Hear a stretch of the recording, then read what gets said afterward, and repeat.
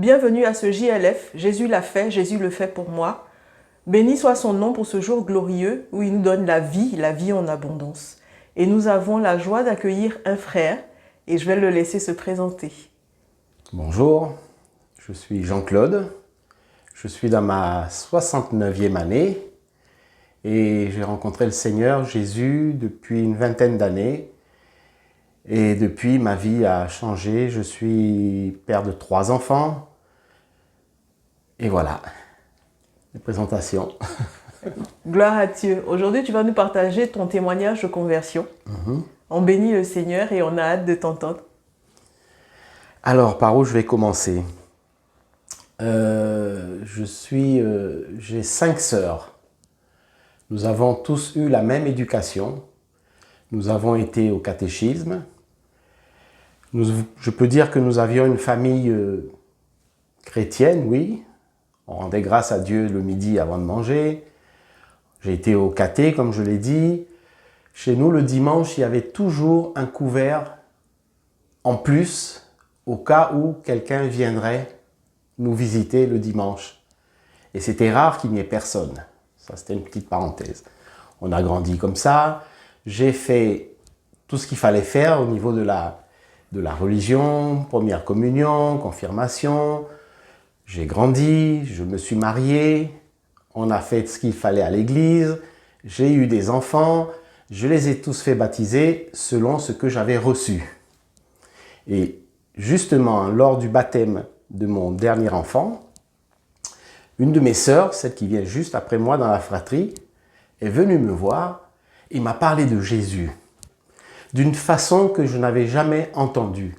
Je lui ai dit, mais ma sœur, on a eu la même éducation. Ce Jésus dont tu me parles, je ne le connais pas. Pour moi, Jésus, c'était le petit Jésus qu'on met dans la crèche le 25 décembre. Une semaine après, on l'enlève jusqu'à l'année suivante. Quand elle est partie, je suis allé à la librairie du village où j'habitais et je suis allé acheter une Bible. Et j'ai commencé à lire ce livre. En quelques semaines, écoutez-moi bien, en quelques semaines, j'ai lu du premier livre, la Genèse, au dernier, l'Apocalypse. Et là, les questions se lançaient dans la tête et j'avais besoin de réponses. J'ai recommencé à le lire.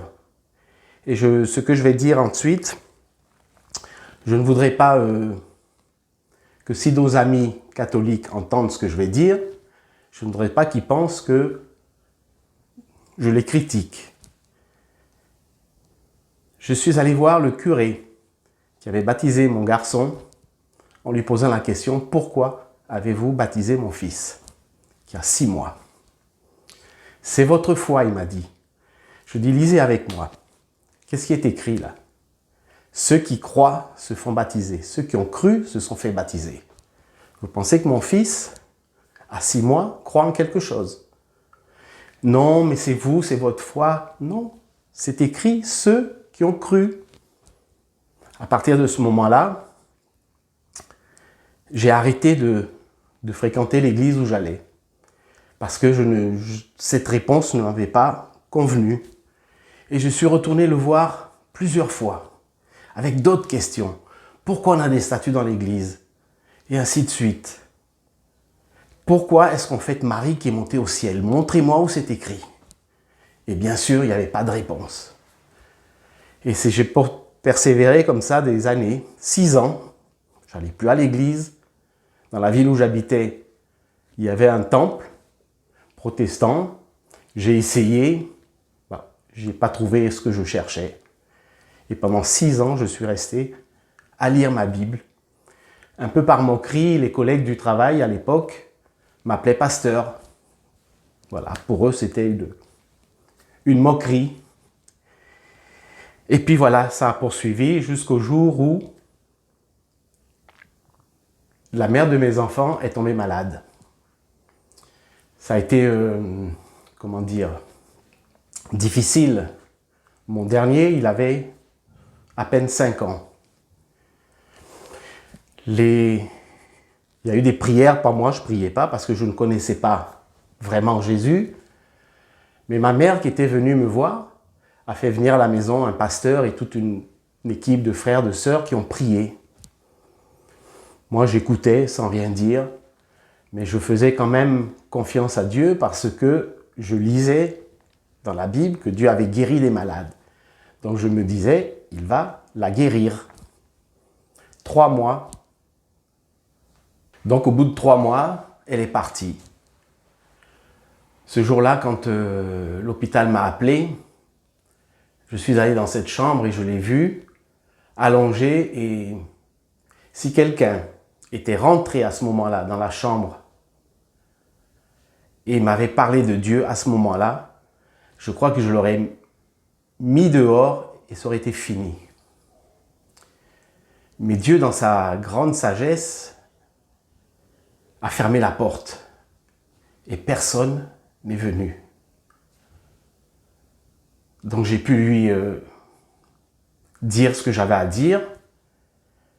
Et puis je suis allé chercher les enfants qui étaient à l'école pour qu'ils voient leur maman une dernière fois avant qu'on emmène. Et là, la réflexion de mon fils, qui était tout petit, il m'a dit, maman nous sourit. Sur le coup, j'ai pas fait attention à ce qu'il a dit. J'ai fait ce qu'il fallait faire, les formalités administratives, vous savez, quand il y a un décès, tout ça. Et puis le soir venu, je suis rentré chez moi et je me suis assis sur le bord de mon lit, j'ai regardé le ciel et j'ai dit, Dieu, je sais que tu aurais pu. Tu ne l'as pas fait. Je ne sais pas pourquoi. Mais que ta volonté soit faite. Mais tu vois, j'ai 3 enfants, dont le petit, il est vraiment petit. J'aurais besoin de toi pour élever mes enfants tout seul. Je sens que ça ne va pas être facile. Là-dessus, le temps a passé, ainsi de suite. Ils ont grandi. J'ai vécu comme ça 6 ans, tout seul avec mes enfants. J'ai fait comme j'ai pu. Un papa, elle ne peut pas remplacer une maman. J'ai fait ce que j'ai pu pour mes enfants et aujourd'hui, quand je regarde le derrière, je vois que vraiment Dieu m'a aidé parce que ils ont tous grandi, ils ont tous une situation aujourd'hui dans la vie et voilà, ça me réjouit. Mais ça ne va pas s'arrêter là parce que à un moment donné, quand même, je dis Seigneur, je suis jeune. Elle est partie, elle avait 40 ans, j'avais 40 ans aussi. J'ai pas envie, maintenant que je te connais, j'ai pas envie de finir ma vie tout seul. Ben voilà, Seigneur, fais quelque chose. Et puis professionnellement, j'ai été muté, je suis arrivé à Marseille. Et là, au bout de quelques mois, 2 ans plutôt, j'ai rencontré quelqu'un qui par la suite est devenu mon épouse. Mais je suis allé un peu vite, je voulais dire, il y a quelque chose, une étape importante. C'est qu'après le décès donc, de la mère de mes enfants, ma mère qui était là, ma sœur qui m'avait donné ce témoignage, sont venues pour les obsèques. À la suite, on a été à l'église et quand le pasteur a fait un appel, je veux dire que je n'ai pas eu besoin de plus, j'avais trouvé ce qui me manquait. Voilà, je me suis levé, je me suis avancé, on a prié pour moi, j'ai donné ma vie au Seigneur et depuis, je suis heureux de marcher avec lui.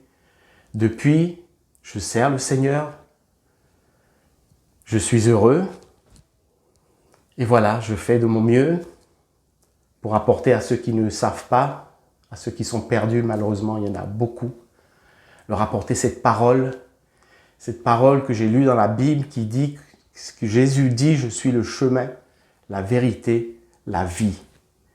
Alors, à tous ceux qui vont écouter ce témoignage, je les encourage à plonger leurs yeux dans cette parole, dans la Bible, qui est vraiment la parole de Dieu. Il y a tout ce qu'il faut pour nous donner la vie en fait. On ne peut pas vivre sans Dieu aujourd'hui. J'avais une religion avant. Je faisais ce qu'on me demandait, mais je ne connaissais pas Dieu. Aujourd'hui, j'aime à dire que je n'ai plus de religion, mais que j'ai une relation avec Dieu, avec mon Créateur, mon Père, celui qui a donné son Fils pour moi, pour que j'aie la vie, pour que je sois sauvé. Voilà, je vous encourage vraiment à lire ce livre. Ça vaut la peine. Merci de m'avoir écouté. Amen, alléluia, gloire à Jésus pour ce témoignage, pour cette exhortation, cet encouragement à s'attacher à la parole et à se dire que la vérité y est et que c'est lui le vrai chemin. Merci beaucoup, on espère que ce témoignage à la gloire de Jésus-Christ va toucher, encourager et fortifier tous ceux qui en ont besoin et que la grâce de Jésus-Christ soit toujours avec nous. À bientôt pour un prochain JLF. Alléluia! Le châtiment qui nous donne la paix est tombé sur toi, Jésus. Mais c'est par tes meurtrissures que nous sommes guéris. Quand les épreuves m'accablent, je pourrais t'oublier. Mais je choisis de prier.